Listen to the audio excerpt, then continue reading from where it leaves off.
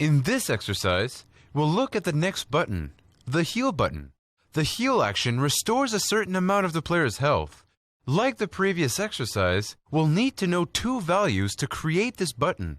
First, we'll need to know how many hit points our player currently has. Second, we need to know how many hit points the healing spell restores. Once we have these two numbers, we can calculate our new hit points value by adding them together.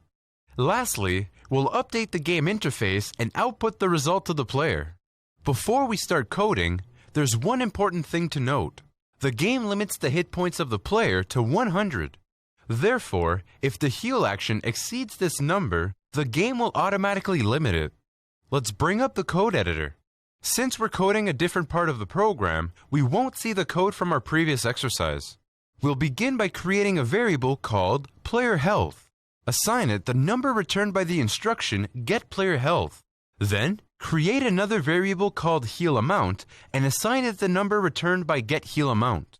Following that, use an instruction to assign the result of player health plus heal amount to player health. Finally, replace the question mark and update player health with the variable player health.